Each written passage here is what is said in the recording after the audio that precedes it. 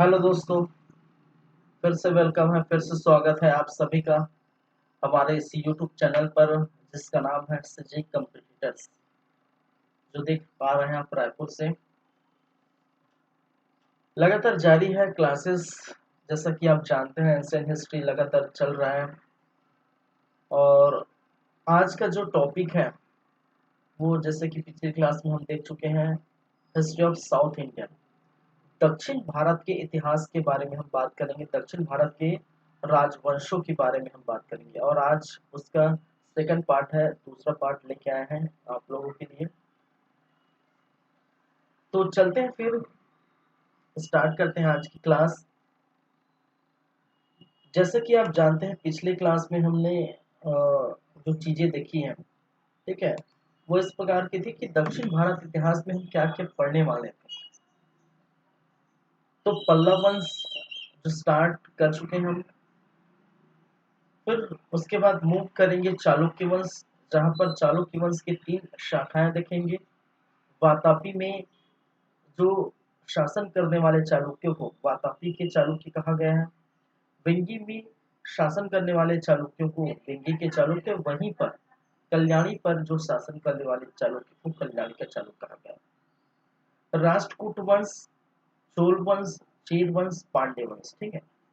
और जैसे कि मैंने बताया था कि कुछ जो वंश मध्यकालीन भारत में देखने को मिलता है, चोल वंश, कुछ संगम वंश के अंतर्गत देखने को मिलता है। लेकिन हम सबको एक साथ पढ़ेंगे, ठीक है। ऐसे में क्या फिर से कंफ्यूजन होगा, फिर मैं इसको पढ़ाऊंगा, फिर मध्यकालीन पढ़ाऊंगा, फिर दूसरा कोई चोल वगैरह पढ़ाऊंगा तो दिक्कत होगा, फिर संगम पढ़ाऊंगा। तो इससे अच्छा तो दक्षिण भारत के जितने भी वंश है, जो प्रमुख राजवंश है, उसकी हम चर्चा करेंगे, ठीक है। तो इस प्रकार से पांच छह ये राजवंश है, जिसके बारे में हम बात करेंगे, ठीक है। और जैसे कि स्थिति आप देख सकते हैं, कहाँ कहाँ पर अ, इस वंश के बारे में देखने को मिला था, किस किस स्थान पर। तो पिछले क्लास में ना प्रॉपर जो है एक मैप के सहायता से पूरे वंशों के बारे में मैंने कहा था, बताया था, ठीक है। तो ये चीजें देखने को मिली थी।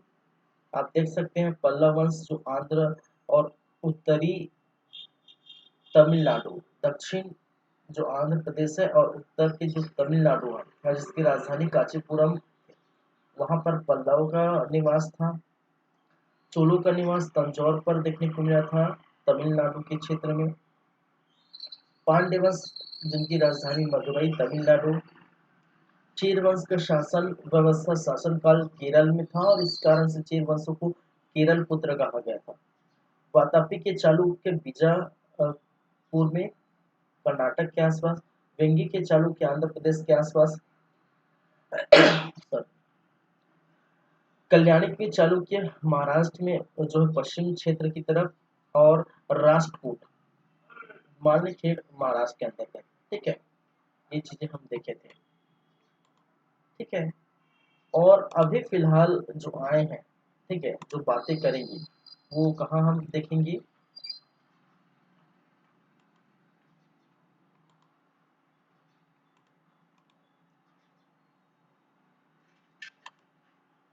चलिए, वो हम देखने वाले हैं पल्लव वंश। और पल्लव वंश में इनकी परिचय की बातें हम कर चुके हैं, जहाँ पर हमने कहा था कि ये कई इतिहासकारों ने इसको राष्ट्रकूटों का जो वंशज बताया है, ठीक है। कई इतिहास क्या बोलते हैं कि ये सात मोहनों को क्या थे, सामंत थे, जो बाद में, ठीक है, स्वतंत्र होने के बाद दक्षिण में आकर इन्होंने शासन किया, और इसी वंश को हम पल्लव वंश के नाम से जानते हैं। और मैंने ये भी कहा था कि 300 ईस्वी के आसपास ये पल्लव वंशों का उदय दक्षिण में हुआ था। लेकिन उसके बाद जो शासक बने, शिव स्कंद वर्मन और विष्णुगुप्त, और विष्णुगुप्त के समय, ठीक है, जब देखने को मिला था कि समुद्रगुप्त ने दक्षिण भारत अभियान के तहत विष्णुगुप्त को पराजित करके उनकी राज्य को तहस नहस कर दिया था। उनके बाद विष्णुगुप्त के बाद पल्लव वंश के कोई शासक के बारे में 200 वर्षों तक कोई जानकारी नहीं मिलती थी, ठीक है। इनके बारे में हमने यही बात की थी, परिचय वगैरह में, ठीक है। इसकी राजधानी क्या है, ठीक है, ये इनके प्रतीक क्या है, इस वंश के प्रतीक चिन्ह क्या है, इनके बारे में बात की। तो बहुत सारी चीजों पर हम चर्चा की थी। फिर उत्पत्ति के बारे में कहा था, किसी ने इनको क्षत्रिय वंश के कहे थे, किसी ने, ठीक है, इनको पार्थर वंश का कहा था। किसी ने वाकाटों की उनके वंशज कहे थे। तो इस प्रकार से चर्चा हमने की थी। फिर जानकारी के स्रोत देखे थे, इनकी जानकारी कहाँ कहाँ से देखने को मिलती है। कई साहित्य में, संस्कृत और तमिल साहित्य में भी देखने को मिला, अभिलेखों में देखने को मिलते। और हिंसोंग की अपने यात्रा वृत्तांत में, जहाँ पर हिंसोंग ने शिव की जो है लिखा था, और जो हर्षवर्धन के समय थे, और जाते वक्त वो दक्षिण से होते हुए निकल गए थे। ठीक है। और इसी समय उन्होंने कांची में भी प्रवेश किया था, और जो अपने यात्रा वृत्तांत में, ठीक है, शासकों के बारे में बात की। तो इतनी बातें हो चुकी हैं। ठीक है। और आज की क्लास में अभी हम स्टार्ट करने वाले हैं प्रमुख शासकों के बारे में। ठीक है, क्या है? प्रमुख शासकों के बारे में। अब प्रमुख शासक में अब जानते हैं, मैंने कहा था पिछले क्लास में कि चार ही महत्वपूर्ण ऐसे शासक हैं जिनके बारे में हम देखेंगे। एक है श्री विष्णु, दूसरा है महेंद्र वर्मन फर्स्ट, तीसरा है नरसिंह वर्मन फर्स्ट, और चौथा है नरसिंह वर्मन द्वितीय। ये चार ही ऐसे महत्वपूर्ण शासक हैं, ठीक है, जो अपने साम्राज्य को अच्छे से विस्तार कर पाया, और इनकी चर्चा जो है इतिहास के पन्नों में दर्ज की गई थी। ठीक है। तो स्टार्ट करते हैं आज की क्लास। प्रमुख शासक।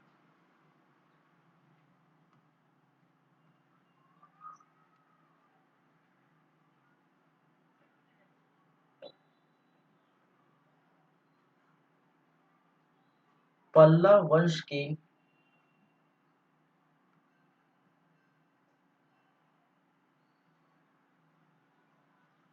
प्रमुख शासक।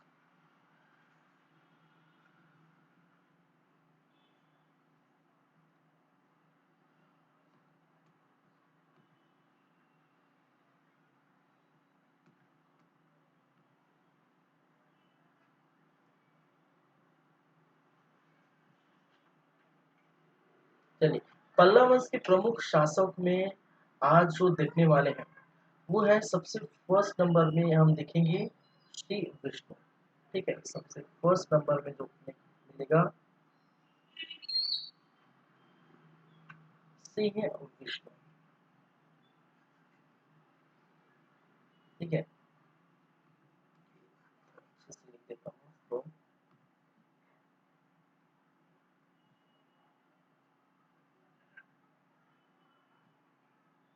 श्री विष्णु। श्री विष्णु जिनका समय काल 575 ईस्वी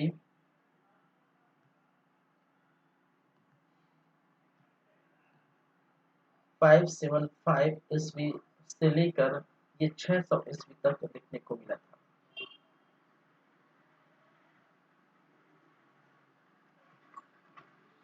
ठीक है, तो इनके बारे में ही अभी फर्स्ट हम देखेंगे। ठीक है, चलिए, तो क्या क्या बातें हैं इनके अंतर्गत, तो हम देखें तो ये पल्लव के वास्तविक संस्थापक आते हैं। ठीक है, पल्लव वंश के पल्लव वंश के वास्तविक संस्थापक, वास्तविक संस्थापक थे।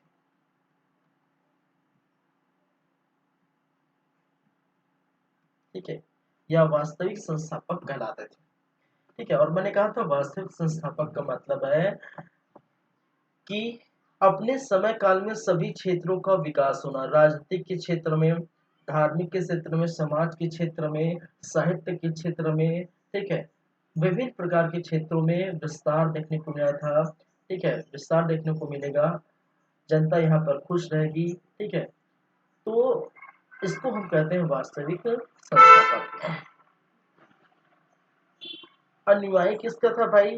अनुयायी कहने का मतलब किस धर्म को मानते थे। ठीक है, तो जैसे कि मैंने कहा था कि इनके जो प्रतीक चिन्ह है, स्टार्टिंग में परीक्षा में मैं बताया था कि इनके प्रतीक चिन्ह है, ठीक है, वो क्या है? वो तो बैल था। ठीक है, प्रतीक चिन्ह बैल है, और दूसरे, ठीक है, इनके जो प्रतीक चिन्ह है वो शिवलिंग थे। ठीक है, और शिवलिंग किस तरफ इशारा करते थे कि ये जो शासन व्यवस्था, इस समय के जो शासक थे वो शिव और विष्णु दोनों को क्या करते थे? मानते थे। ठीक है, यहाँ के जो शासक है, और सी और विष्णु शिव, ठीक है, शिव और विष्णु के क्या थे, अनुयायी थे। तो यहाँ पर देखेंगे ये किसके अनुयायी थे, वैष्णव धर्म के अनुयायी थे, वैष्णव धर्म के अनुयायी थे। कहने का मतलब है ये विष्णु को मानते थे, किसको मानते थे, विष्णु को मानते थे, वैष्णव धर्म के अनुयायी थे। दूसरी बात है, इन्होंने कुछ उपाधि धारण की थी, ठीक है, और उस उपाधि का नाम है अवनी सिंह। क्या है, अवनी सिंह। अवनी सिंह नामक उपाधि इन्होंने धारण की थी, किसने भाई साहब, सी और विष्णु ने। ठीक है, चलो, इनके द्वारा पराजित राज्य, अगर इनके द्वारा हम देखें, इनके द्वारा पराजित राज्य, ठीक है, इन्होंने कुछ राज्यों को पराजित करके क्या किया था, अपने राज्य का विस्तार किया था। जहां पर आप देख पाएंगे चेर है, चेरों को इन्होंने पराजित किया था, चोल को पराजित किया था, पांड को पराजित किया था। चेर है, चोल है, पांड्या, मालवा, ठीक है, को पराजित कर क्षेत्र को विस्तार किया, को पराजित कर राज्य को विस्तार किया, राज्य का क्या किया, तो विस्तार देखने को मिला है, विस्तार किया है किसके द्वारा, सीए विष्णु के द्वारा। ठीक है, निर्माण की बात अगर कर ले तो इन्होंने निर्माण कराया था भाई साहब, किस चीज का निर्माण किया कराया था, मंदिर का निर्माण कराया था। ठीक है, और आदि वराह मंदिर, किसका निर्माण कराया था, आदि वराह मंदिर का निर्माण इन्होंने कराया था। ठीक है, और ये जो आदि वराह मंदिर है वो मामल्लपुरम या महाबलीपुरम में देखने को मिला था। ठीक है, मंदिर कहाँ है, ठीक है, ये मंदिर और ये स्थान कहाँ है,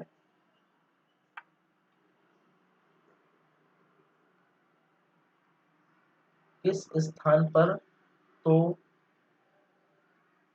मामल्लपुरम या महाबलीपुरम, महाबलीपुरम।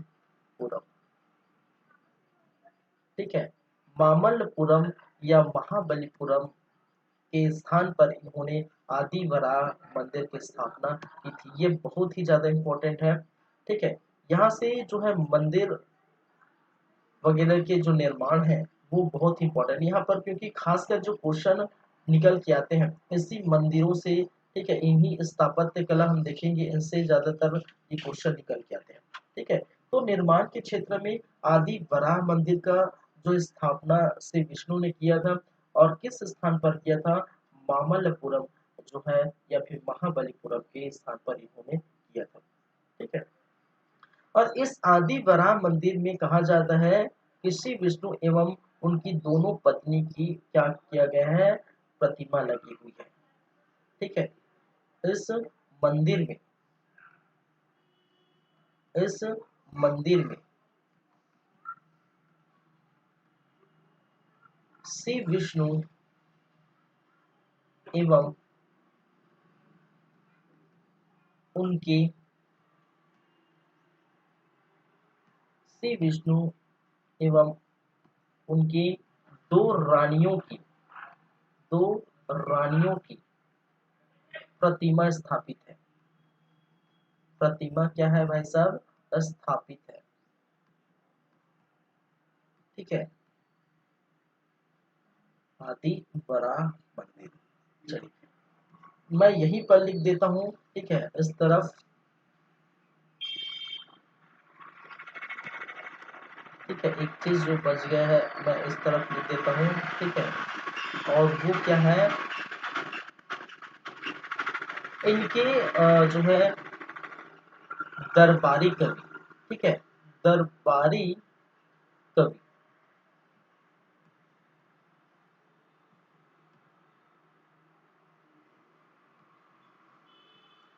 नाम याद रखिए,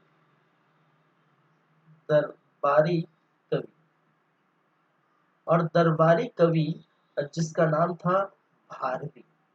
ठीक है, दरबारी कवि जिसका नाम था भारवी।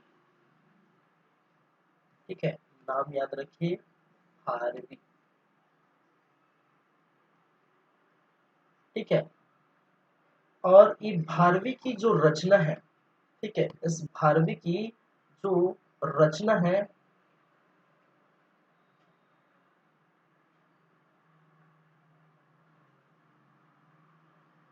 रचना है वो है किरतारा जूनियम। ठीक है, उस रचना का क्या नाम है भाई साहब?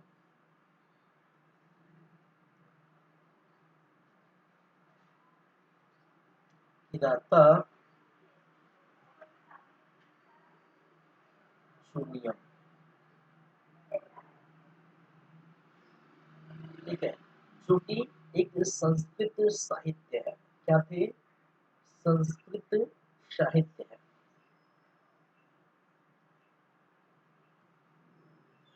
समझ रहे हैं मेरी बातें?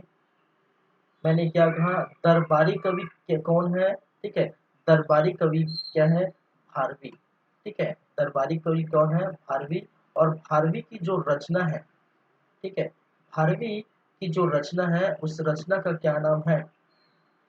किरतारा जूनियम।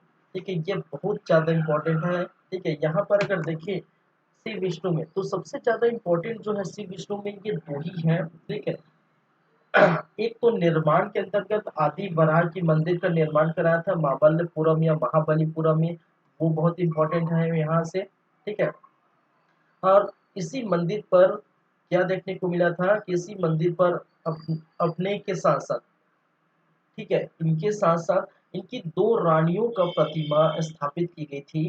ठीक है, श्री विष्णु के साथ दो रानियों की प्रतिमा स्थापित की गई थी, उसका जो है देखने को मिला था। तो ये बहुत इंपॉर्टेंट है। दूसरा इंपॉर्टेंट जो है, इसके दरबारी कवि थे, और उस दरबारी कवि का नाम था भारवी। क्या नाम था भाई साहब? भारवी, जिन्होंने किरतारा जुनियम की रचना की थी, जो क्या थे? एक संस्कृत क्या थे? साहित्य थे। ठीक है, तो ये याद रखिए श्री विष्णु के बारे में। ठीक है, कोई दिक्कत? अगर दिक्कत हो तो कमेंट करिए। आगे बढ़ते हैं। ठीक है, ये श्री विष्णु के बारे में याद रखिए। आगे बढ़ते हैं। दूसरे नंबर पर हम बात करेंगे, दूसरे नंबर पर जो शासक है वो बात करेंगे, वो महेंद्र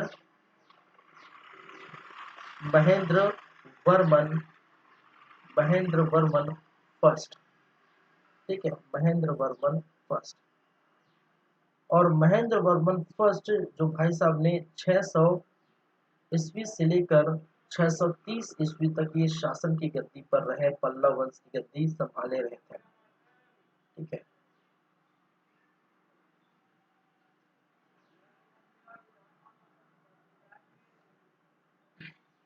चलिए।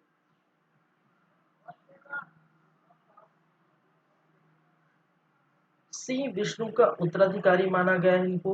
श्री विष्णु का उत्तराधिकारी था, विष्णु का उत्तराधिकारी।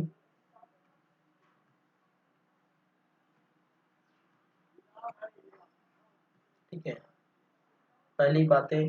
दूसरी बातें, राज्यभिषेक भाई साहब का हुआ था, राज्यभिषेक। और राज्यभिषेक इसी समय हुआ था, कब? 600 ईस्वी तक। ठीक है, 600 ईस्वी तक। और ये 30 वर्षों तक शासन की गद्दी पर बैठे रहे। चलिए, कुछ उन्होंने उपाधि धारण की थी, जैसे कि श्री विष्णु ने अवनी सिंह की उपाधि धारण की थी, उसी प्रकार इन्होंने भी कुछ उपाधि धारण की थी। एक उपाधि गुणभद्र। ठीक है, एक उपाधि जिसको कहते हैं गुणभद्र। ठीक है, विचित्र चित्र नामक उपाधि भी धारण की थी। विचित्र चित्र क्या है? विचित्र चित्र नामक उपाधि धारण की थी। और मत विलास, मत विलास, मत विलास नामक भी उन्होंने उपाधि धारण की। ठीक है, तो उपाधि के रूप में देख सकते हैं गुणभद्र, विचित्र चित्र और मत विलास नामक उपाधि जिन्होंने धारण की। ठीक है। कुछ इन्होंने साहित्य या फिर इनकी रचनाएं देखें, इनकी अगर साहित्य के बारे में की जाए या रचनाएं के बारे में बात की जाए, ठीक है, तो एक है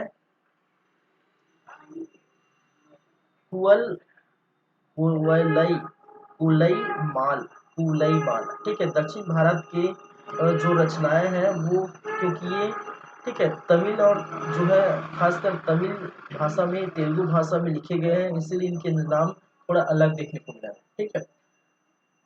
कुवलई माल, कुवलई माल, ठीक है।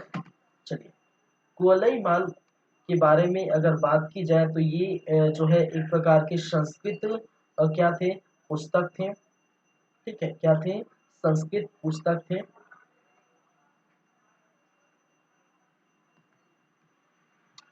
इस समय जो रचनाएं देखने को मिली है, तो ये भाई साहब ने रचना इन्होंने नहीं की है, रचनाकार या लेखक हम अगर बोले, इस साहित्य की रचना या इनका लेखक बोले, ठीक है, तो ये लेखक जो है उद्योग, ठीक है, कौन थे, उद्योतम पुरी, ठीक है, इनके क्या थे, लेखक थे,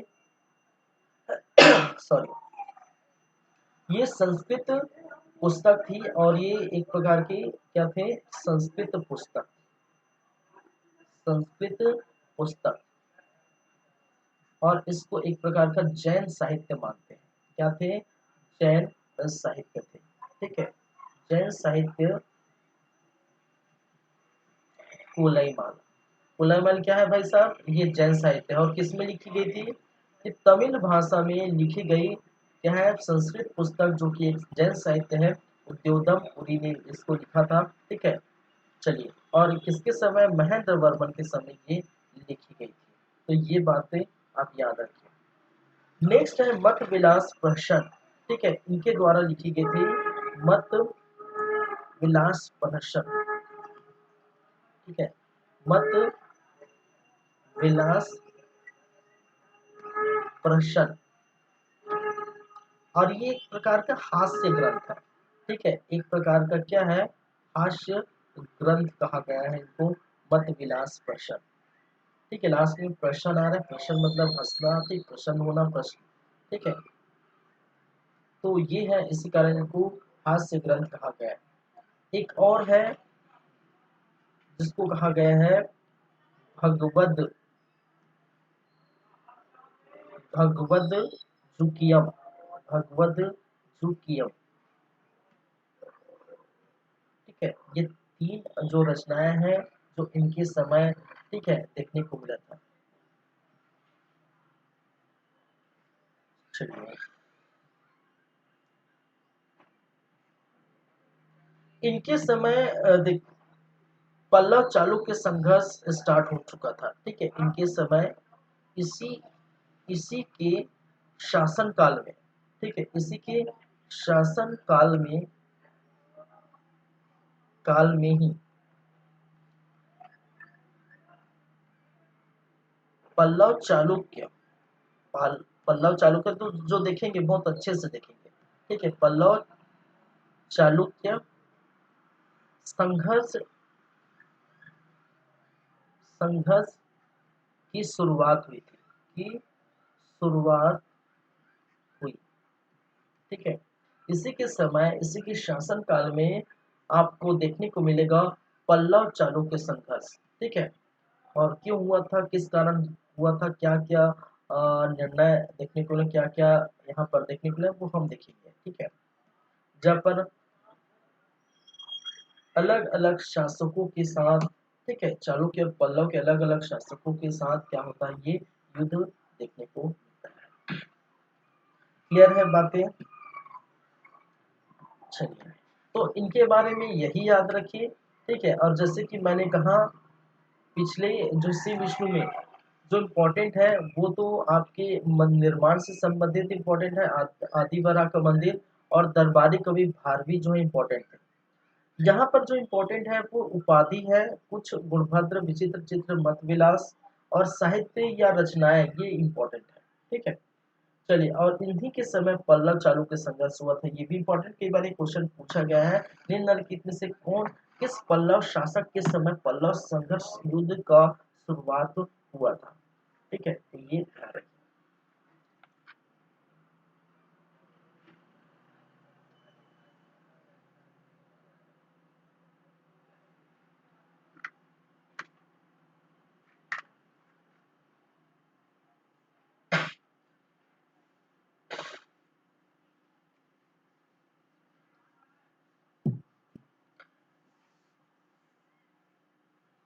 चलिए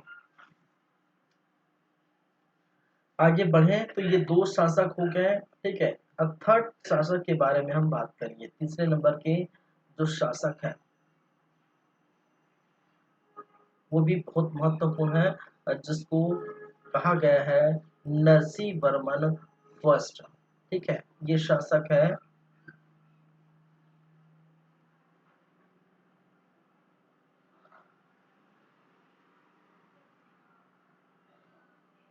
नरसिंह वर्मन फर्स्ट,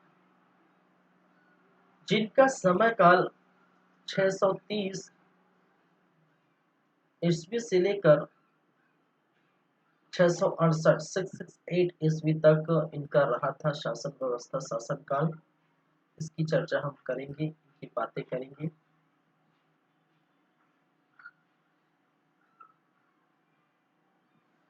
चलिए, पल्लव वंश का सर्वाधिक प्रतापी शासक या सर्वाधिक शक्तिशाली, पल्लव वंश का, ठीक है, सर्वाधिक शक्तिशाली शासक कहा गया इनको, शक्तिशाली एवं प्रतापी शासक।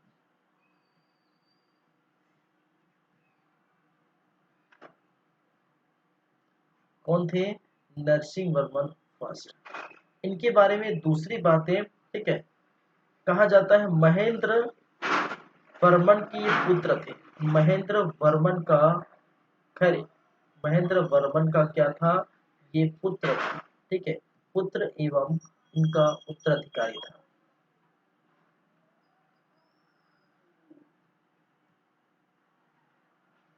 ठीक है, इनके बाद ये बने थे। और इनका राज्यभिषेक जैसे कि आप देख पा रहे हैं, ठीक है, समय काल है 630, तो राज्यभिषेक भी इसी समय हुआ था। ठीक है, राज्यभिषेक, और राज्यभिषेक 630 ईस्वी को देखने को मिला था। कुछ भाई साहब ने उपाधि भी धारण की थी अन्य शासकों की तरह। ठीक है, अपने पिता और अन्य शासकों की तरह इन्होंने भी उपाधि धारण की थी। और बहुत महत्वपूर्ण है ये उपाधि, बहुत ही ज्यादा महत्वपूर्ण है। ठीक है, बहुत ही ज्यादा महत्वपूर्ण है उपाधि, क्योंकि इन्होंने वातापी कोंड की, ठीक है, क्या है, वातापी कोंड की उपाधि धारण की थी। ठीक है, वातापी कोंड की उन्होंने उपाधि धारण की थी। और वातापी कोंड की उपाधि ये क्यों धारण किए थे? ठीक है, जिसकी चर्चा मैं अच्छे से करूंगा पल्लव चालुक्य संघर्ष में। ठीक है, फिर भी से मैं यहाँ बता देता हूँ, क्योंकि चालुक्य नरेश, ठीक है, चालुक्य नरेश जो वातापी में रहते हैं, कौन से, वातापी के स्थान वाले जो चालुक्य, चालुक्य नरेश पुलकेशिन द्वितीय, देखेंगे पुलकेशिन द्वितीय को पराजित कर, को पराजित, ठीक है, कर, को पराजित करने के कारण, ठीक है, चलिए,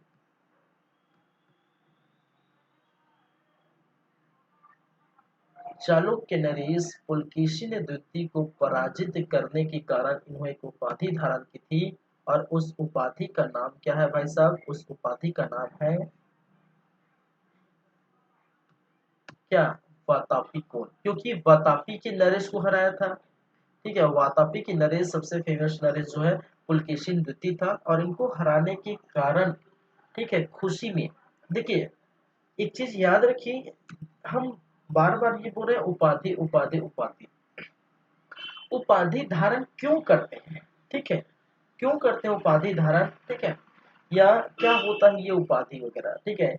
जैसे कि आप जानते हैं, अगर आप कोई एग्जाम क्रैक करते हैं या आपको किसी चीजों में सक्सेसफुल मिलती है या कुछ भी खुशी होती है, तो आप क्या करते हैं, आप फटाका फोड़ते हैं, ठीक है, आप जो है जश्न मनाते हैं, पार्टी वार्टी करते हैं, ठीक है, नाइट आउट करते हैं। तो खुशी का इजहार किस प्रकार से करते हैं, ठीक है, ये आप पर इस प्रकार की देखने को मिलता है। लेकिन यहाँ देखने को मिलेगा जो शासक है वो अपने आप को एक तरह से खुशी का इजहार, एक तरह से सेलिब्रेशन, ठीक है, उपाधि लेकर करते हैं, और ये उपाधि क्या इंडिकेट करती है, इनके बारे में बताती है, ठीक है, ये उपाधि इन शासक के बारे में बताती है कि इन शासक ने किसको पराजित किया या किस खुशी में किस कारण से ये उपाधि धारण की थी, और उस वजह से, ठीक है, उनके उपनामों के नाम से ये जाना जाता है, ठीक है।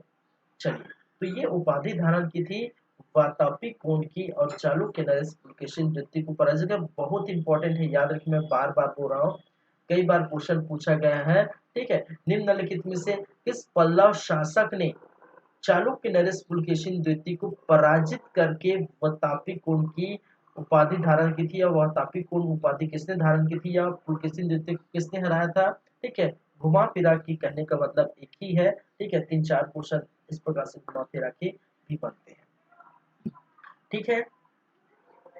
चलिए, बातें करेंगे बहुत अच्छे से, और पुलकेशिन द्वितीय और नरसिंहवर्मन प्रथम की युद्ध और के वर्णन करेंगे, यहाँ पर संघर्षों का वर्णन करेंगे, किस प्रकार से किस कारण से दोनों के बीच संघर्ष हुआ था, ठीक है, क्या ऐसा कारण था, ठीक है, ये भी हम पूरी तरह से चर्चा करेंगे जब हम पढ़ेंगे पल्लव चालुक्य संघर्ष देखेंगे, ठीक है। चलिए, एक है महामल की उपाधि धारण, महामल, ठीक है, एक और उपाधि महामल। महामल कहने का मतलब बहुत ही ज्यादा शक्तिशाली, ठीक है, महामल बहुत ही ज्यादा शक्तिशाली। तो इसी समय मैंने कहा था कि बहुत ज्यादा शक्तिशाली और प्रतापी शासक हुई है, ठीक है। चलिए,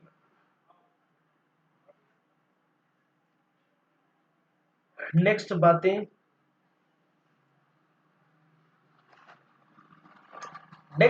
हम बात करेंगे, ठीक है, इनके निर्माण को लेकर। भाई साहब के निर्माण भी यहाँ बहुत इंपॉर्टेंट है, उनके निर्माण को लेकर हम बात करेंगे, ठीक है।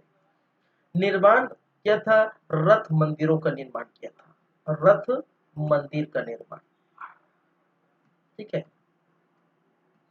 निर्माण जो किया था, रथ मंदिर का निर्माण किया था, ठीक है। और रथ मंदिर निर्माण किया था, वो किस स्थान पर किया था, ठीक है, किस स्थान पर किया था, तो स्थान का नाम भी याद रखिए, मामल्लपुरम, ठीक है, क्या कहा जाता है इनको, मामल्लपुरम, मामल्लपुरम, ठीक है, या महामलपुरम भी कहा जाता है इसको, महामलपुरम भी कहा जाता है, या इसको महाबलीपुरम भी कहते हैं, महाबलीपुरम भी कहते हैं, ठीक है। और ये सभी जो है मतलब एक ही है, सभी कहाँ स्थित है, तमिलनाडु में देखने को मिलती है, सभी कहाँ स्थित है, तमिलनाडु में, ठीक है, सभी का मतलब एक ही स्थान है भाई साहब, ठीक है।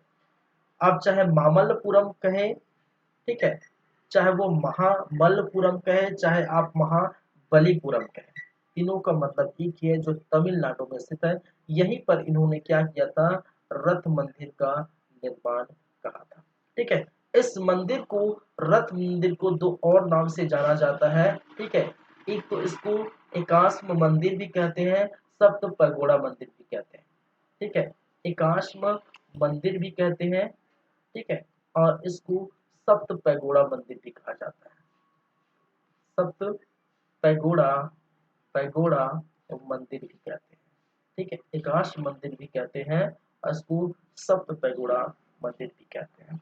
ठीक है, चलिए, जब मंदिर और मंदिर निर्माण की जो, ठीक है, कला पढ़ेंगे, तब प्रॉपर हम बात करेंगे रथ मंदिरों का डिजाइन कैसा था। ठीक है, रथ मंदिर में कितने जो है, ठीक है, कितने मंदिर जो है, ठीक है, देखने को मिला था, या कितने रथ देखने को मिला था। ठीक है, क्यों एकाश मंदिर कहा जाता है, क्यों सप्त पैगोड़ा मंदिर कहा जाता है, ये पूरा प्रॉपर बातें हम जब मंदिर और मंदिर निर्माण की कला पढ़ेंगे अलग से इसका टॉपिक लाएंगे, क्योंकि दक्षिण भारत में इतने सारे मंदिर हैं। ठीक है, इतने सारे, ठीक है, मंदिर देखने को मिला है। ठीक है, जहाँ पर द्रविड़ कला शैली का जो है देखने को मिला है। फिर द्रविड़ कला के अनुरूप बनाया गया है। ठीक है, तो द्रविड़ शैली क्या है, बेसर शैली क्या है, ठीक है, वो हम बात करेंगे अच्छे से। ठीक है, चलिए, तो बस इतना अभी याद रखिए। ठीक है, बस इतना ही याद रखिए अभी कि इनको काश में मंदिर भी कहते हैं और सप्त पैगोड़ा मंदिर भी कहा जाता है, इसी रथ मंदिर को। ठीक है, वो याद रखिए। ठीक है, दोनों का मतलब क्या है, एक ही है।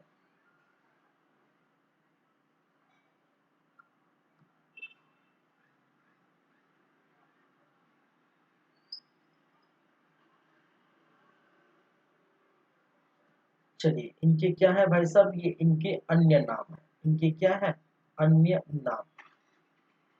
ठीक है, इस मंदिर के क्या है, अन्य नाम है। ठीक है, कोई टाइप वगैरह नहीं है, ये भी याद रखिए, इसलिए मैंने अक्सर लिख दिया हूँ। इस मंदिर के अन्य नाम है, रथ मंदिर के अन्य नाम। ठीक है, क्लियर है बातें, पूरी बात क्लियर है। उपाधि वातापिकोण की, महामल की निर्माण रथ मंदिर का, और रथ मंदिर का निर्माण भाई साहब ने किया है, और वो कहाँ किया है, वो स्थान याद रखिए, महामलपुरम या महाबलीपुरम में उन्होंने किया है। ठीक है,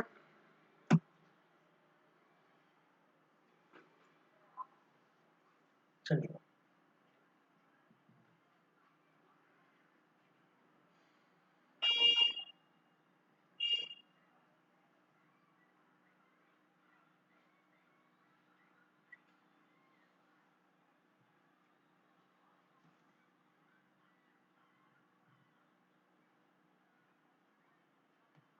चलिए, आगे बात करें। ठीक है, आगे इसी के समय काल में, ठीक है, इसी के समय काल में, ठीक है, है सॉन्ग क्या के थे, कांची आया था। ठीक है,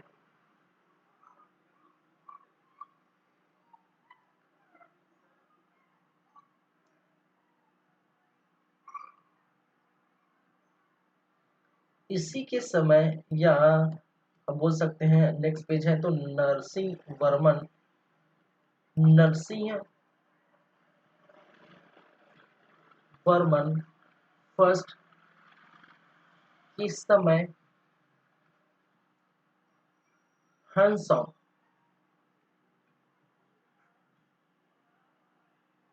641 ईस्वी में क्या था, कांची आया था, या कांची आया था, ये कांची गया था। ठीक है, समझ लीजिए जो भी है। ठीक है, नरसिंह वर्मन फर्स्ट के समय ही हिल सॉन्ग जो है 641 ईस्वी में क्या हुआ था, कांची गया था। इसका जो टाइम लाइन है वो आप जानते हैं, हिल सॉन्ग का मेन जो टाइम लाइन है, ठीक है, वो 629 टू 645, ठीक है, ये ईस्वी तक ये बने रहे। ठीक है, वो किसके समय आते हैं ये भी आप जानते हैं, हर्षवर्धन के समय। ठीक है, वर्धन में उसके शासक हर्षवर्धन। ठीक है, किसके समय काल में आते हैं, हर्षवर्धन के समय, हर्षवर्धन के समय ये आए थे। और हर्षवर्धन का समय आप जानते हैं 606 मीन्स के जो है भाई का देहांत हुआ था, मृत्यु हुई तो उनके बाद ये शासक बने थे, 16 वर्ष के होंगे, 647 तक इनका शासन काल रहा था। ठीक है, और 45 तक ये, ठीक है, हिंसोंग रहे थे, उसके बाद ये दक्षिण होते हुए चले गए थे। ठीक है, तो ये चीजें अलग से याद रखिए। ठीक है, ये भी बहुत ज्यादा इंपॉर्टेंट है। इनसे जुड़े हैंसॉन्ग से जुड़ी ये बातें हैं, इसको याद रखिए अलग से। ठीक है, तो अभी फिलहाल इसका डेट याद रखिए कब आया था हैंसॉन्ग। ठीक है, 641 इसमें कांची पर इन्होंने क्या किया था, स्थान पर आया था। पहली बात है। दूसरी बात है, इनकी जो रचना है हैंसॉन्ग की रचना पेन सॉन्ग की रचना, और हैंसॉन्ग की रचना के बारे में बात की जाए तो इसकी रचना है सीयूकी। ठीक है, सी यू की। ठीक है, सीयूकी। और सीयूकी में जहां, ठीक है, उल्लेख प्रॉपर मिलता है, ठीक है, इनका भी उल्लेख मिलता है, हर्षवर्धन का प्रॉपर उल्लेख मिलता है, और उल्लेख मिलता है किसका किसका, यहाँ पर उल्लेख देखने को मिलता है, क्या देखने को मिलता है, सीयूकी में। ठीक है, नरसिंह वर्मन प्रथम को इस समय, ठीक है, इस वंश का सबसे प्रतापी शासक बताया है। ठीक है, सीयूकी में नरसिंह वर्मन प्रथम को, नरसिंह वर्मन वर्मन प्रथम को, ठीक है, पल्लव वंश का सबसे प्रतापी शासक बताया है। पल्लव वंश का सबसे शक्तिशाली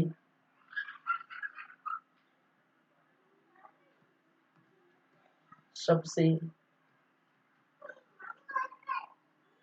शक्तिशाली एवं प्रतापी शासक बताया है। प्रतापी शासक बताया।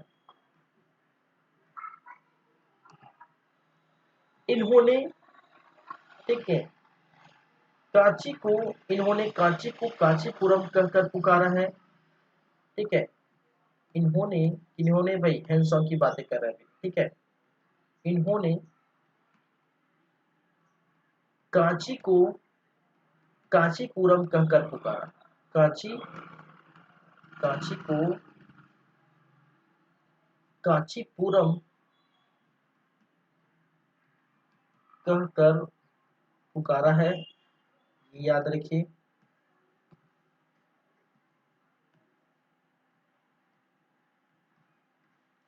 चलिए, इन्होंने कहा, ठीक है, इन्होंने कहा कि नरसिंह वर्मन, ठीक है, नरसिंह वर्मन प्रथम, नरसिंह वर्मन प्रथम ने, ठीक है, मामल्लपुरम पर या महाबलीपुरम पर अनेक मंदिरों का निर्माण किया है। अनेक मंदिरों का निर्माण किया है। मंदिरों का निर्माण किया है।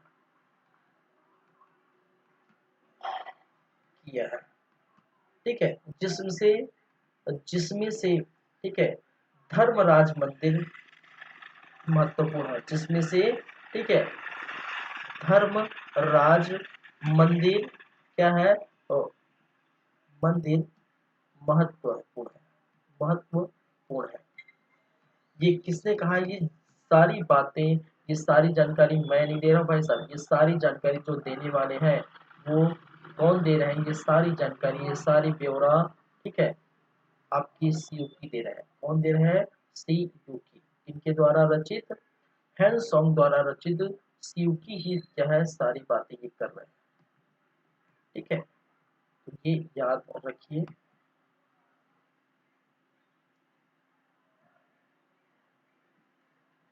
चलिए,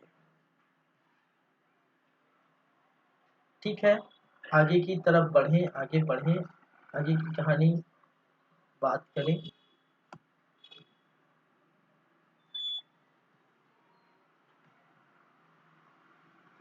शिल्पी में हर्षवर्धन की बातें हैं, हर्षवर्धन की भी बातें हैं, यहाँ पर नरसिंह वर्मन की भी बातें हैं।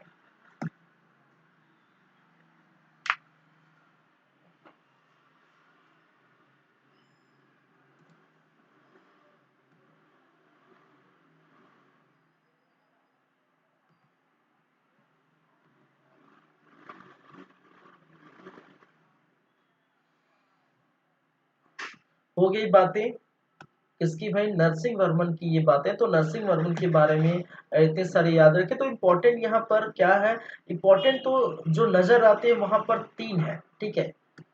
तीन इंपॉर्टेंट यहाँ पर देखने को मिलेंगे। एक तो आप याद रखें इनकी उपाधि के बारे में याद रखें, ठीक है। इनके निर्माण के अंतर्गत याद रखें दूसरी बातें, और तीसरी बातें नरसिंह वर्मन के समय आए हैं सॉन्ग की बातें करिए, ठीक है। रखिए यह सॉन्ग नरसिंह वर्मन के समय कांचीपुरम आया था। तो तीन ऐसे बातें हैं जो बहुत इंपॉर्टेंट है, जो आपको याद रखनी है। बाकी याद रखे ना रखे वो कोई मैटर नहीं करता, ठीक है।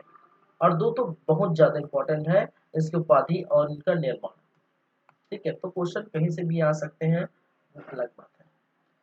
चलिए नेक्स्ट हम बात करेंगे सॉरी, नरसिंह वर्मन सेकेंड की चर्चा करेंगे, ठीक है।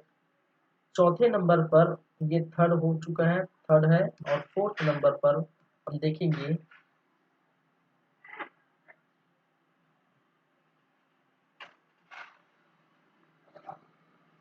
नरसिंह वर्मन सेकेंड। और नरसिंह वर्मन सेकेंड जो कि 700 से लेकर या 700 ईस्वी से लेकर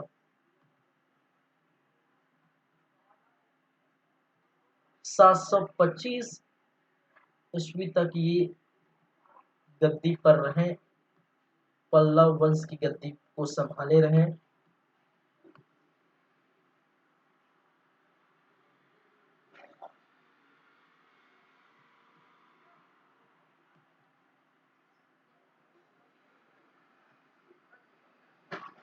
चलिए ठीक है, तो इनके बारे में कहा जाता है कि ये परमेश्वर वर्मन फर्स्ट के पुत्र है, ठीक है। परमेश्वर, ठीक है, परमेश्वर वर्मन, वर्मन फर्स्ट का क्या था, ये पुत्र था। पहली बातें इनके बारे में। दूसरी बातें, ठीक है, कहा जाता है कि इनके समय, ठीक है, कला और साहित्य का विकास, कला एवं साहित्य का विकास, कला एवं साहित्य का विकास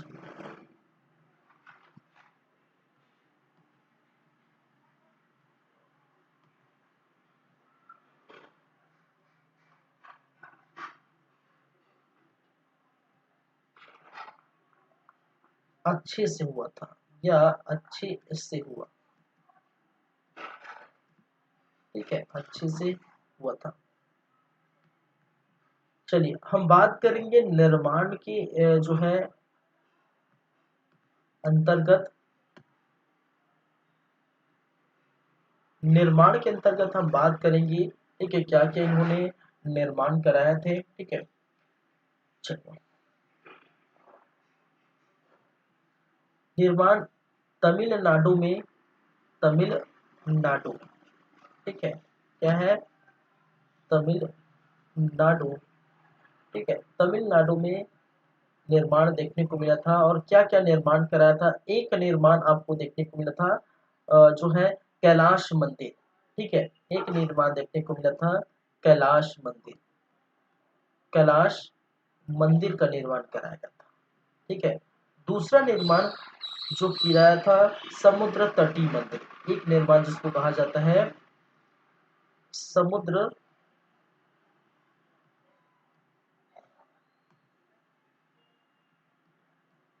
समुद्र तटीय मंदिर, तटीय मंदिर नाम याद रखे भाई। एक कैलाश मंदिर और दूसरा समुद्र तटीय मंदिर कराया गया था, ठीक है। इस कैलाश मंदिर को राज सिद्धेश्वर मंदिर भी कहा जाता है, ठीक है। इसको राज सिद्धेश्वर मंदिर भी कहा जाता है, ठीक है। राज राजेश्वर नहीं भाई साहब, ठीक है, राज सिद्धेश्वर, दोनों में फर्क है। राज सिद्धेश्वर मंदिर भी कहते हैं, ठीक है। राज सिद्धेश्वर मंदिर भी कहा जाता है किनको, इस कैलाश मंदिर को, ठीक है। ये जो कैलाश मंदिर है या राज सिद्धेश्वर मंदिर है, वो कांची पर देखने को मिला था। कांची पर कराया गया था, कांची पर उपस्थित थे। और समुद्र तटीय मंदिर जो महाबलीपुरम में था, कहाँ पर है? महाबलीपुरम। और महाबलीपुरम और कांची दोनों कहाँ प्रेजेंट है? तमिलनाडु में देखने को मिला है।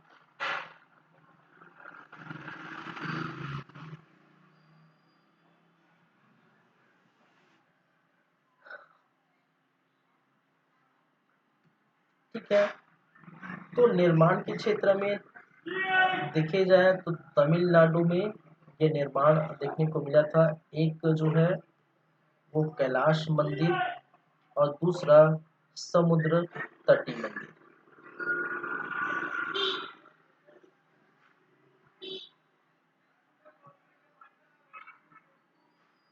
चलिए,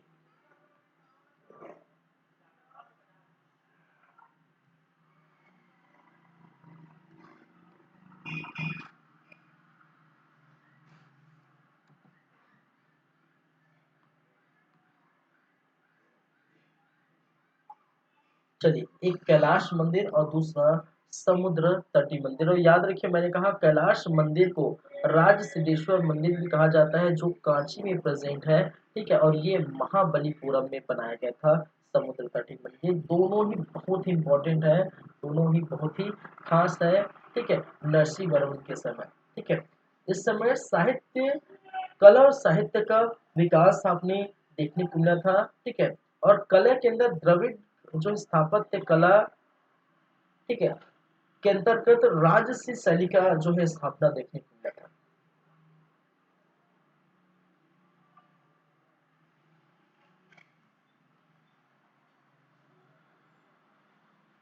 द्रविड़ स्थापत्य कला के तहत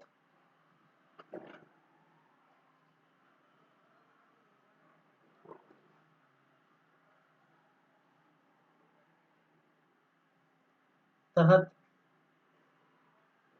राजसी शैली का विकास हुआ था, या राजसी राजसी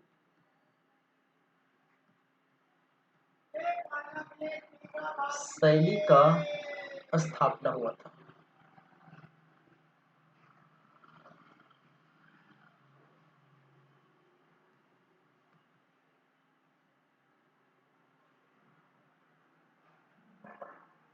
ठीक है, तो अगर हम बात करें कला को लेकर, ठीक है, कला और साहित्य को लेकर, तो अगर देखिए तो द्रविड़ स्थापत्य कला के तहत राजसी शैली का स्थापना देखने को मिला था।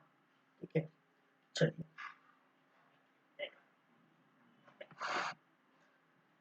चलिए आगे बात करते हैं नेक्स्ट पेज में। ठीक है, नेक्स्ट पेज में बात करते हैं कुछ बातें, कुछ उपाधियां इनकी जो है उपाधियां इन्होंने धारण की थी, वो हम बातें कर लेते हैं।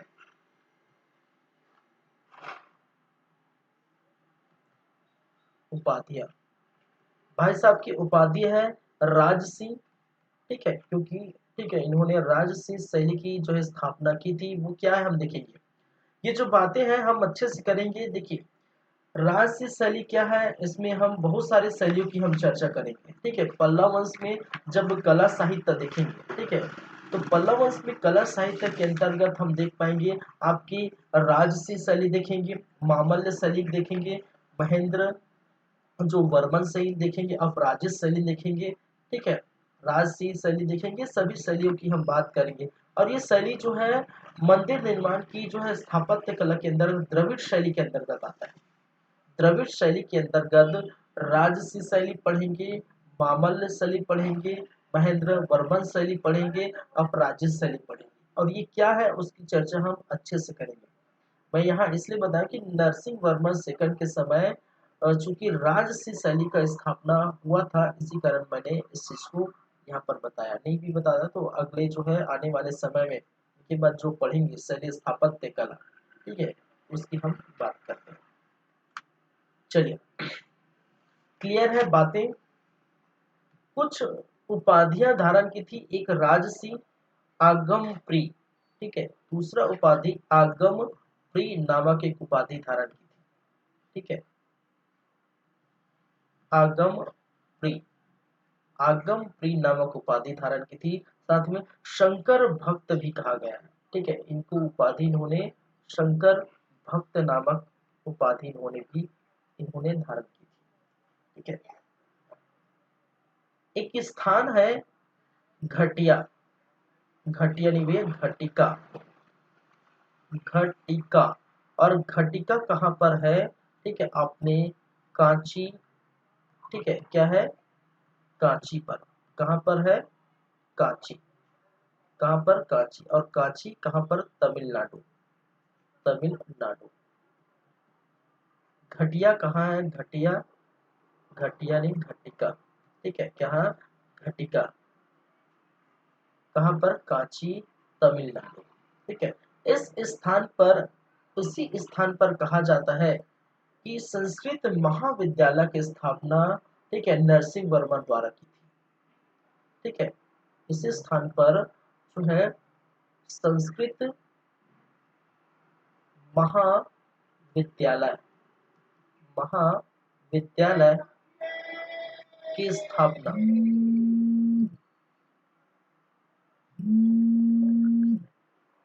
एक मिनट हो गया है। ठीक है,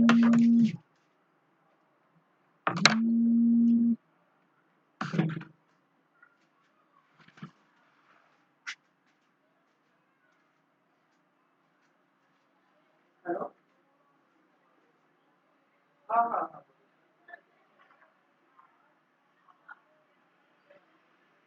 हाँ हाँ।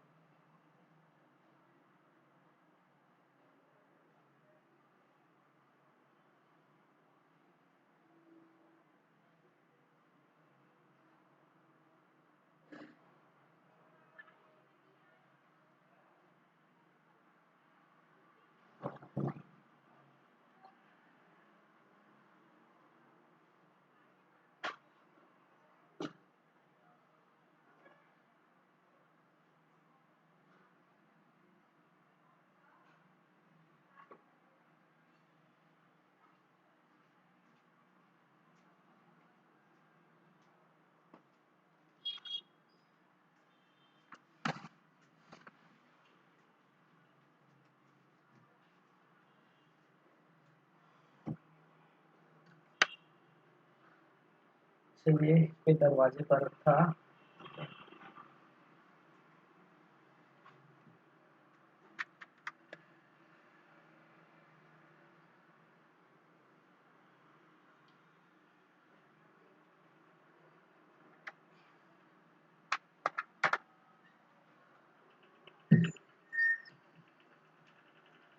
ठीक है, आगे बढ़े।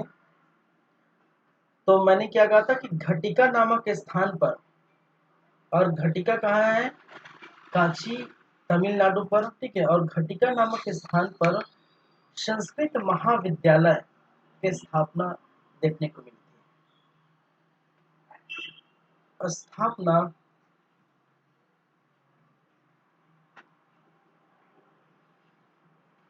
नरसिंह वर्मन सेकेंड ने किया था।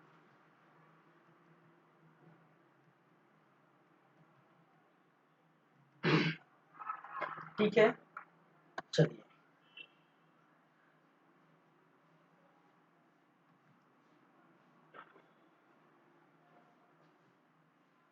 ठीक है, इसकी जो है दरबारी कवि, एक है दरबारी कवि, याद रखिए, दरबारी कवि, दरबारी कवि। और दरबारी कवि जिसका नाम था दंडिक।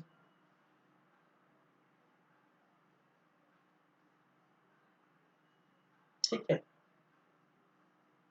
दरबारी कवि दंडिक।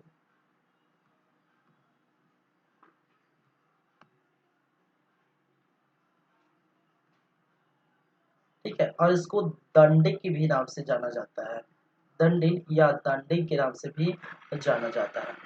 इस दरबारी कवि दंडिक, ठीक है, थोड़ा बड़ा हो गया। ठीक है, दरबारी कवि दंडिल, या जिसको दांडी के भी नाम से जानते हैं। ठीक है, इसी दंडिल या दांडिल और इसकी जो रचना है, ठीक है, इसकी जो रचना है,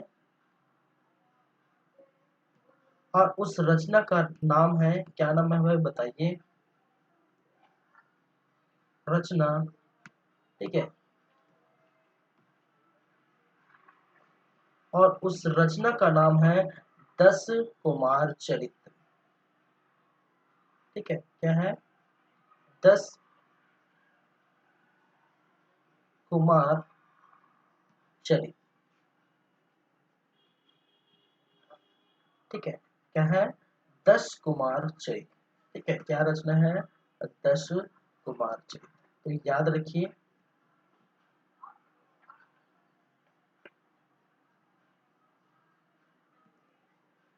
चलिए, तो इसी कारण से इनको क्या कहा जाता है, इसी कारण से क्या कहा जाता है भाई, कि इनके समय जो है कला और साहित्य का जो विकास हुआ है, कला और साहित्य का जो विकास हुआ है, अच्छे से हुआ है, बहुत बखूबी विकास हुआ है इनके समय।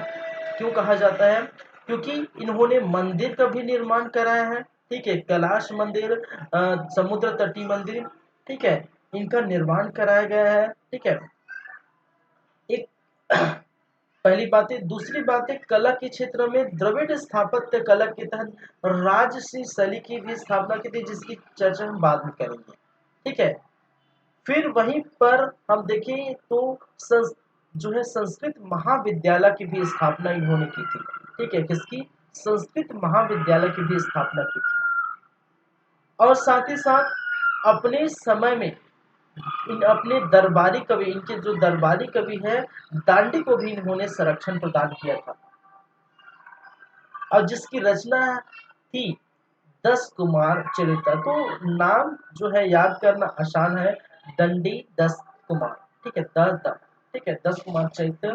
ठीक है, जो दंडी ने, और उसके दरबारी कवि, सब में द आ रहा है। दरबारी कवि दांडी थे और इसकी रचना 10 कुमार। ठीक है, चलिए। तो ये जो चीजें थी वो क्या है भाई साहब, ये पूरे शासक की चर्चा हो गई। ठीक है, पूरे शासक के बारे में हम देख चुके हैं। हमने कहा था कि श्री विष्णु के बारे में पढ़ना है, महेंद्र वर्मन फर्स्ट के बारे में पढ़ना है, नरसिंह वर्मन फर्स्ट, महेंद्र वर्मन सेकंड के बारे में पढ़ना, तो ये प्रॉपर जो है सभी शासकों की चर्चा प्रॉपर हो चुकी है। ठीक है,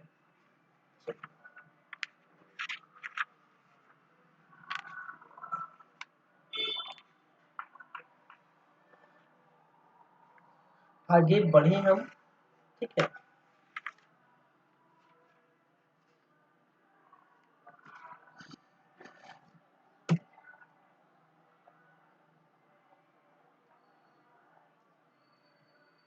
चलिए, तो ये हो गया आपके जो है पल्लव वंश के बारे में। ठीक है, शासक। अब बात करेंगे पल्लव चालुक्य संघर्ष की, हम चर्चा करेंगे। ठीक है, पल्लव चालुक्य संघर्ष। ठीक है,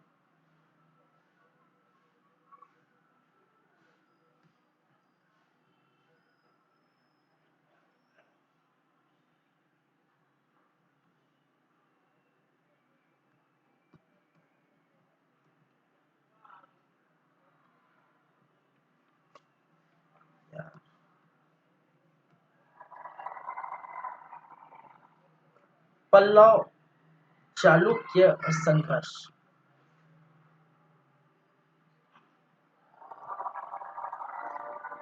पल्लव चालुक्य संघर्ष। ठीक है,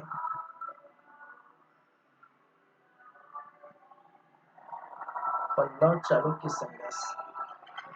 पल्लव चालुक्य संघर्ष की हम चर्चा करेंगे।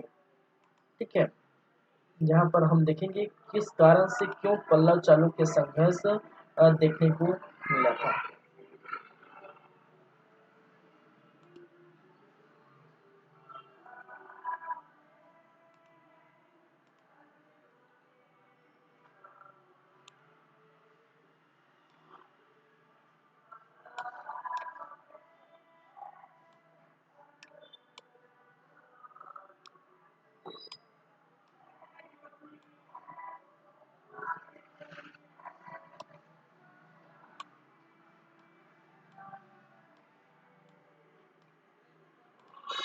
चलिए, ये आप देख पा रहे हैं, हम प्रॉपर हम बात करेंगे।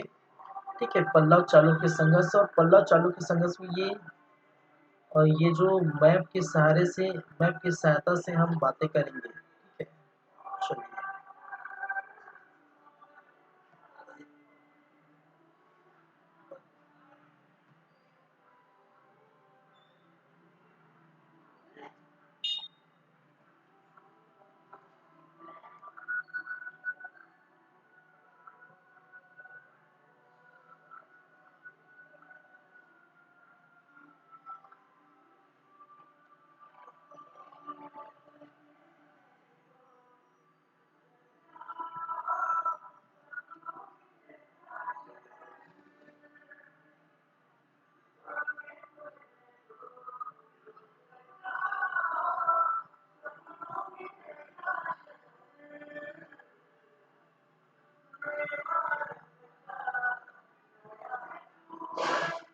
चलिए, ठीक है, तो ये है हमारा प्यारा भारत देश, और इनसे हम क्या करेंगे, चर्चा करेंगे, इसकी बातों पर हम चर्चा करेंगे, गौर करेंगे।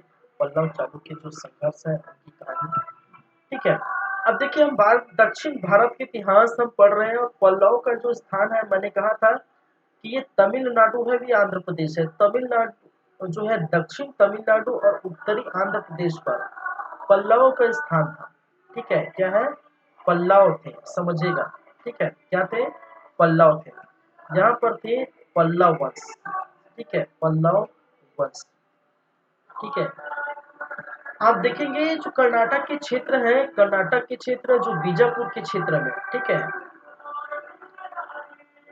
यहाँ पर आपको देखने को मिलेगा चालुक्य वंश, और कहाँ के, वातापी के चालुक्य। ठीक है, चालुक्य, और क्या है, वातापी के चालुक्य, वातापी।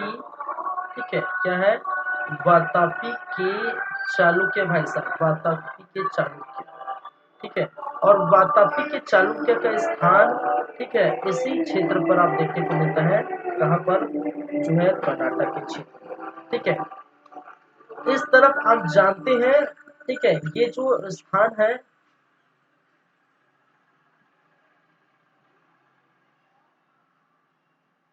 ये जो एरिया है, इस स्थान पर जो है,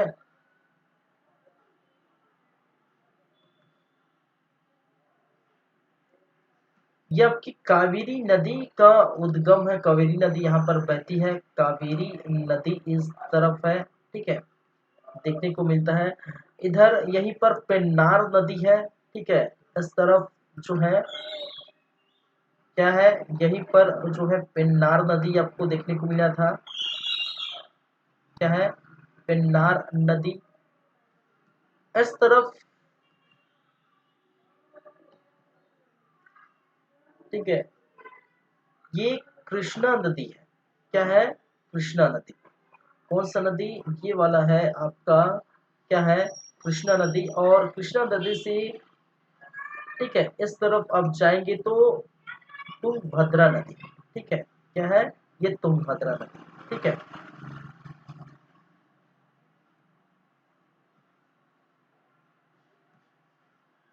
ये है आपकी कृष्णा,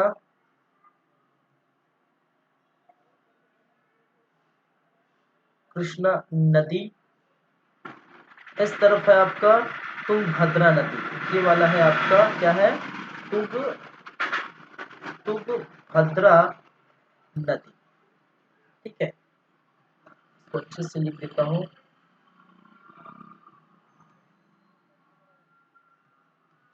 इस इसको इसमें लिख, ये है आपका कृष्णा नदी, कृष्णा नदी, और ये आपका तुंगभद्रा नदी, तुंगभद्रा नदी, ठीक है।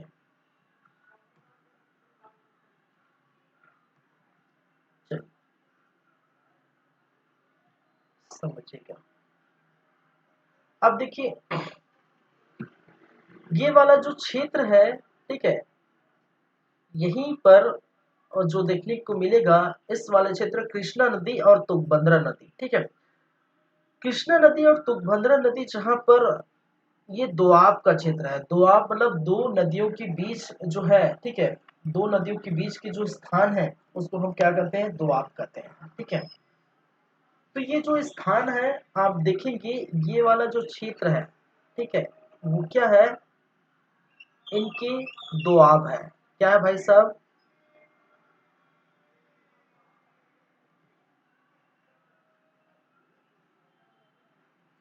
ये है कृष्णा तुंगभद्रा दोआब, कृष्णा तुंगभद्रा दोआब, ठीक है, कृष्णा तुंगभद्रा दोआब। इस कृष्णा तुंगभद्रा दोआब, ठीक है, जो कि, ठीक है, जब पल्लव वंश थे, ठीक है, पल्लव वंश थे, तो पल्लव वंश के समय, ठीक है, ये इनके क्षेत्र को गिना जाता था, ठीक है। पल्लव वंश किसके अंतर्गत आते हैं, पल्लव वंश के जो क्षेत्र के अंतर्गत यही जो तुंगभद्रा जो है कृष्णा तुंगभद्रा दोआब का जो क्षेत्र आता है, ये कृष्णा तुंगभद्रा दोआब का क्षेत्र बहुत ही ज्यादा उपजाऊ था, ठीक है, समझिएगा।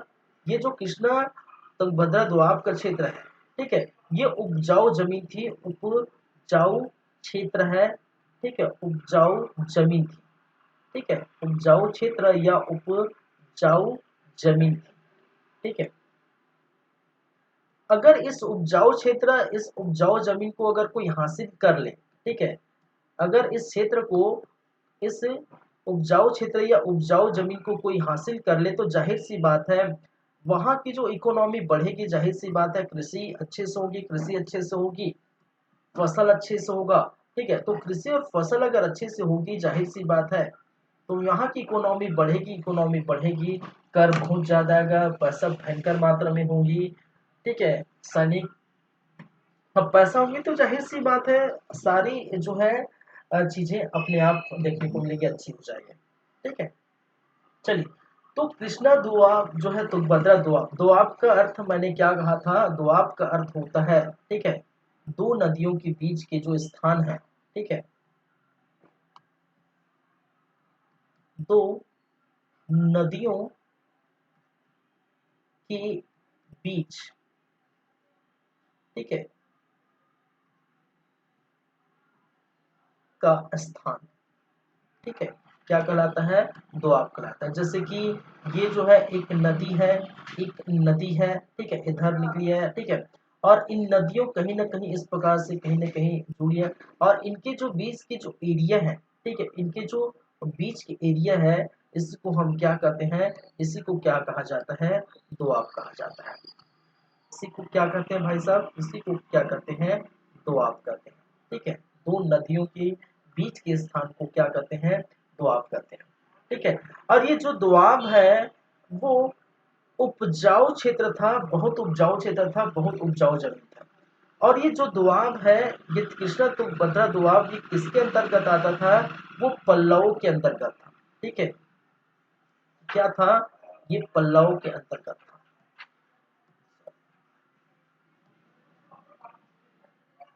ये किसके अधीन था, पल्लवों के अधीन था, ठीक है, पल्लवों के अधीन, ठीक है, क्या था, समझिएगा क्या है, पल्लवों के क्या थे, ये अधीन था, पल्लवों को अधीन था, ठीक है। कृष्णा किसके अधीन था भाई साहब, किसके अधीन था, ये कृष्णा तुंगभद्रा दोआब का जो एरिया है वो पल्लव के अधीन था, ठीक है। चलिए अब देखिए, ये ऊपरी भाग जहां पर मैं थोड़ा जस्ट ऊपर बना दिया हूं इसको, ठीक है, इस तरफ ये रहेगा, ठीक है। तो इसकी जो क्षेत्र है,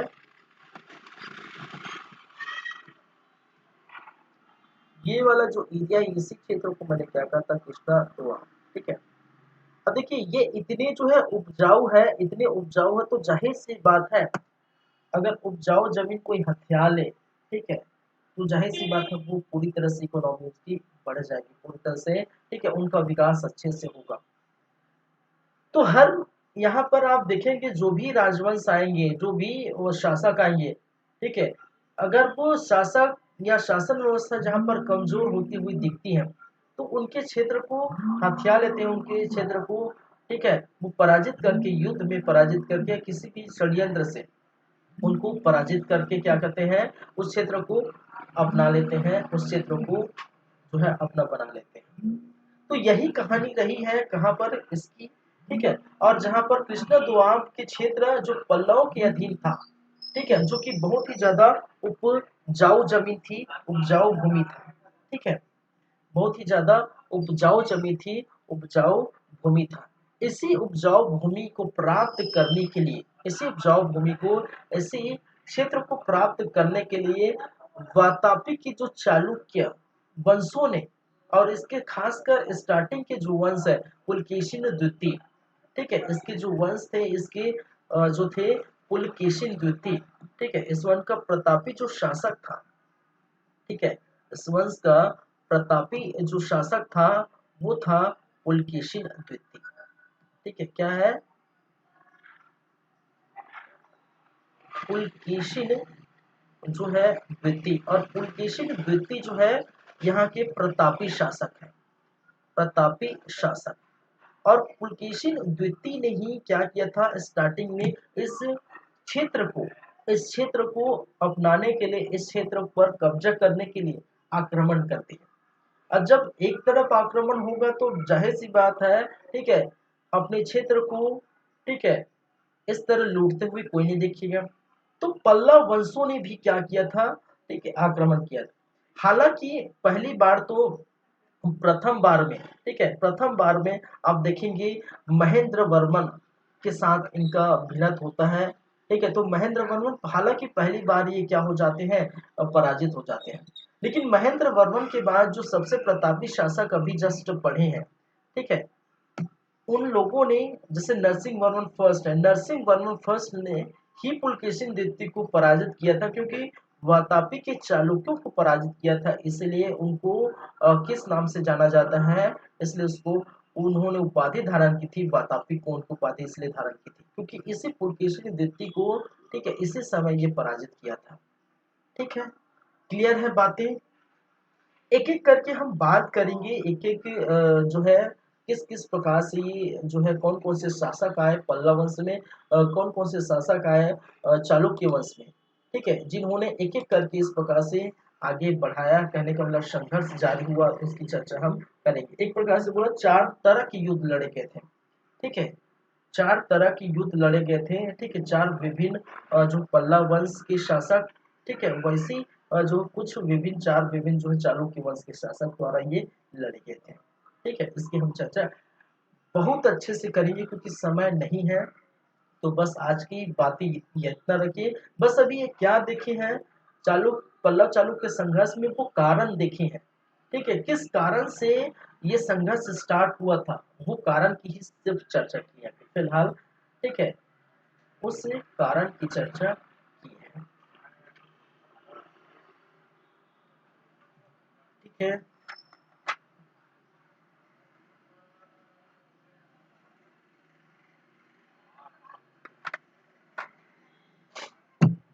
चलिए फिर चलते हैं, आज की क्लास हम यहीं पर रखते हैं, पल्लव चालुक्य संघर्ष, ठीक है, पल्लव चालुक्य संघर्ष नेक्स्ट क्लास में कंटिन्यू करेंगे और नेक्स्ट क्लास में प्रशासन देखेंगे, ठीक है, और आगे की जो भी बातें हैं वो हम करेंगे, ठीक है। चलिए,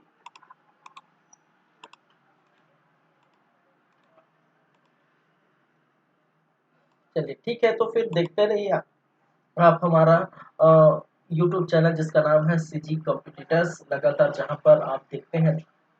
और हिस्ट्री ऑफ साउथ इंडिया, दक्षिण भारत के इतिहास का पार्ट 2 था।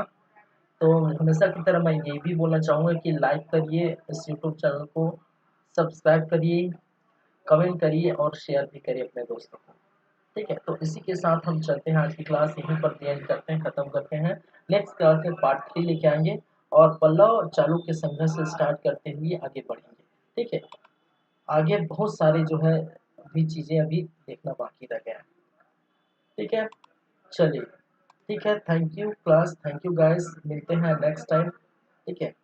तब तक अपना ध्यान रखें, फैमिली का ध्यान रखें और अच्छे से पढ़िए। नोटिफिकेशन आ गया, 189 पोस्ट है, पोस्ट बढ़ सकती है, ठीक है, बढ़ने के चांसेस हैं, ठीक है।